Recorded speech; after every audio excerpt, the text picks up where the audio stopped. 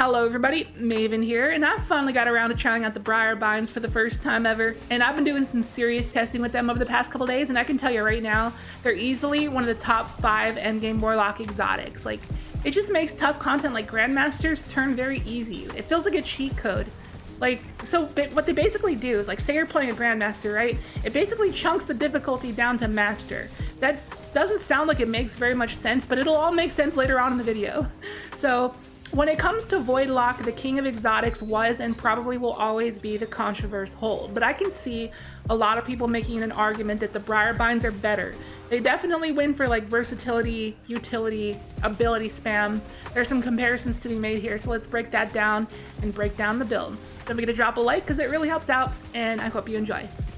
So the Briarbind says that your Void Souls have a longer duration, and they also gain an escalating damage bonus as they defeat targets, and you can also retrieve them by interacting with them and redeploy them. So I'll demonstrate in this clip here. We start off with a base damage of 2440, which is the base damage even without Briarbinds, and as they defeat targets, the damage will escalate. I believe it stacks up to 5 times, correct me if I'm wrong, but it results in 4879 damage at the top end, which is a 100% damage buff. And the duration of the Void Soul is increased from around 8 or 9-ish seconds to about 14 seconds. And in this same clip here, we'll also do a little damage test against Carl to see how much damage we can do with our Void Soul, and it chunks him for nearly an entire bar of his health, so like almost a third of his health. So the Void Soul with max damage alone is dealing a total of 102,000 damage to a target over the course of 14 seconds, which is actually pretty good. That's like the damage that a nade deals. But imagine that it's a grenade that's just recyclable. You can go and grab the nade and throw it elsewhere. That's basically what Briarbinds is. And another cool thing about the Briarbinds, which I'll demonstrate here, is that you can have an infinite amount of Void Souls out at the same time. So long as you can charge them quick enough, you can keep picking them up and redeploying them all over the place. However, if you do have multiple Void Souls attacking the same target at the same time, unfortunately, they will not stack. I really wish they did. I don't think that'd be like extremely broken or anything. That'd be awesome, and I hope Bungie makes that change in the future. But it's still pretty cool that you can have like complete control of the battlefield, just deploying your Void Souls everywhere. And now it's time for the mandatory Contraverse Hold comparison. It was bound to happen. So it says a charge of Void Grenades return grenade energy on a hit, but this forces you to run Chaos Accelerant, so it takes up an aspect slot as well. But the nades are pretty good. So going up against Carl here, you can see that our grenade just gets entirely refunded. And with the help of something like Kickstart, Impact Induction, or Bomber, we can just pretty much get our entire grenade back and spam it in stuff like Grandmasters very, very easily. And as you can see, it chunks Carl for just over a third of his health. We get just over the bar. So it does a little bit more damage than the overcharged Void Soul in about half the time. Now comparing that against our uncharged Void Grenades without Echo of Remnants and our Briarbinds build, we do about 25% less damage than our Contraverse nades. But when you think about the fact that we're also going to have the Child of the Old Gods on the target as well, in addition to our normal uncharged grenade, we can actually do more damage than our Contraverse nades. We chunk Carl for about half of his health. And with this build, we're able to spam grenades like every 3 to 5 seconds. And now let's go and break down how that's possible. Okay, I've mentally prepared myself for this moment because I'm about to throw out so much information. If you are a newer player, this is all about to go over your head. So there are a lot of things contributing to how we are able to spam a grenade like every 3 to 5 seconds with this build. So let's just start it from the top, shall we? So starting with our aspects here, we got Child of the Old Gods. This is our Void Soul. While a target is being drained, we get granted grenade and melee energy. And also defeating targets who are being drained by Void Soul grants class ability energy, so we can spam more Void Souls. Literally defeating like 2 or 3 targets in the Void Soul just gives us our entire rift back. It's pretty ridiculous, so we can spam them all over the battlefield. And then we have Feed the Void, which gives us Devour when we get a Void ability kill. And as you can see on the right side of the screen there in that text, defeating enemies while you have Devour active grant grenade energy. So let's move on here. We got Echo of Provision, damaging targets with grenades, grants melee energy. And that's very good with the lingering effect of the Vortex Grenade. One single Vortex Grenade is going to give us over half of our melee energy back. But why do we want melee energy when it is a grenade build? Well, the combination of this plus Child, it makes it really easy for us to get our melee back. And we are using that for impact induction. So we get a melee hit, we get some grenade energy back. Next up here, it is very, very important that Echo of Undermining and Void Soul apply weaken to targets for a 15% debuff, because like I said in the intro, it feels like you're turning Grandmaster content down to Master, because suddenly everything is 15% squishier. You have the ability to weaken anything you want to with this little combination here. But weaken is also very important because it procs Echo of Harvest. Defeating weakened targets creates both an Orb of Power and a Void Breach. It makes it so every single target you kill makes an Orb of Power and a Void Breach, which is ridiculously strong. And that Orb of Power is going to proc things on our boots here, like Innervation to give us grenade energy and Insulation to give us rift energy. Now, the rift energy is very important. We also got Bolstering Detonation to give us rift energy when we get grenade hits, because that's going to allow us to proc Bomber and Outreach to give us both some melee and grenade energy back, and proc Reaper so that our next weapon kill is going to make an orb to proc things on our boots again. So the ability spam is through the roof with this build. And then with all the orbs we are creating from Echo of Harvest, it is going to make us easily get armor charge. We also have stacks on stacks on our boots to help that out. And we're going to expend those stacks of armor charge on grenade kickstart.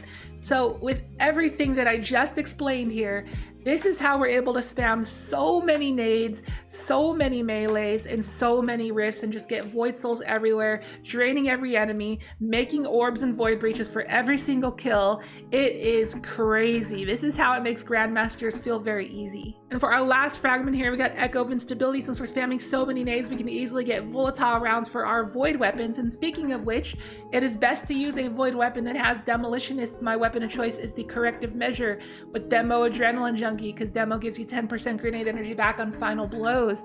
I'd highly recommend a Void Machine Gun Demo or a Void SMG or Sidearm with Demolitionist, whatever you got. So finally, with all of that explained, let me show you a little example against Carl here. Throw out my nade, proc kickstart. Throw out my melee to proc impact induction. Throw out my rift to proc bomber. And throw out the Void Soul, which is going to start sucking grenade energy from the target. And just like that, we can get our grenade back nearly just as fast as we can with the Contraverse Hold. Plus, when you're running Contraverse Hold, you have to run Chaos Accelerant. You cannot run Shout of the Old Gods on that build. So that is something that it's missing.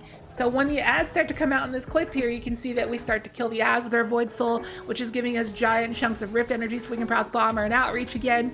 And the ability spam is just through the roof with this build. Plus, the Void Soul is going to apply Weaken for a lot longer and a lot wider of a duration than the Contraverse Hold can. So it has that benefit as well. So I always knew that Pocket Singularity was easily one of the weakest PvE melee abilities, but it's really easy to connect with, and it's there just to proc impact induction. And with this build, it absolutely puts in the work to get your grenades back. Like, I may have showed solo Legend Lost Sector gameplay in the background during this video at some point. Maybe it's on the screen right now, who knows?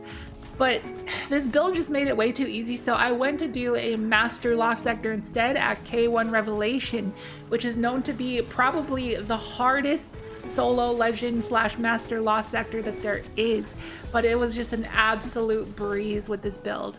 And you can see that the Pocket Singularity puts in so much work to get the grenades back. It's just the Echo Provision is just so good for recharging your melee.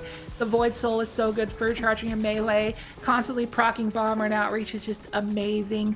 And yeah, it was just an absolute walk in the park to complete difficult content like this, even solo. And it didn't even feel like Master content. It didn't even feel like Legend content. It felt more like Adept content. Because like I said, being able to apply Weaken to every single target just makes everything like 15% weaker. So it just feels like easier content. And also, applying Weaken to a target also lowers their AI. It makes them more like stormtroopers, if you know what I mean. You can read it in the subtext yourself, but when you apply Weaken to a target, it makes them less accurate. So yeah, it's just better for survivability all around. So having like one Briarbinds Warlock on your GM team is going to be very, very useful. Now let me just quickly go over everything in the build that I missed earlier. So obviously if you're not running a void weapon, you can replace Echo of Instability for something else because there's so many honorable mentions for good fragments to run here. Like there's Echo of Remnants to make your grenade last longer so you can proc Echo Provision for a longer duration. There is Echo of Obscurity for tougher content so you can go invisible, which is very, very useful. There is Echo of Persistence to make your Devour last longer. So there's a lot of really good things that you can run in the fragment slots. It's just that this is the 4 that I ended up on because they felt very, very important. And for the rest of our mods here, we got Heavy Ammo Finder just because I had the extra energy to do so why not? Got Ashes to Assets to get more super energy on grenade kills, and if you prefer, you can run 2 copies of Ashes to Assets because we're spamming grenades like every few seconds. And then we have Harmonic Siphon to get orbs on void weapon double kills, and you combine that with Echo of Harvest and you make a ridiculous amount of orbs. Absolute orb printing machine. We got Void Reserves for a machine gun and 2 resist mods depending on the activities you're doing. But if you're doing easier content, you can run a copy of Charged Up to make your firepower or kickstart a little bit more effective rather. And for our stats here, got 100 in resilience and discipline. And I tried to go as much recovery as I could in strength, but this is all I could do. And always maintain a minimum of 3 intellect, and don't worry about mobility, it does not matter.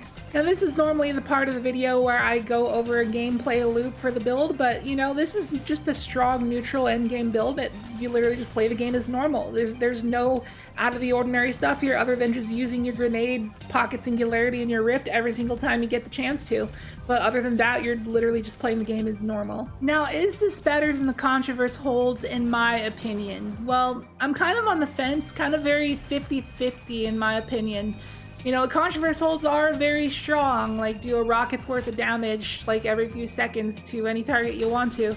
But the Briarbinds spreads that weaken all over the place and turns the enemies into stormtroopers, really helps out the team, and makes you print so many orbs to help out the team, and has higher damage output potential when you combine the child with the nade together.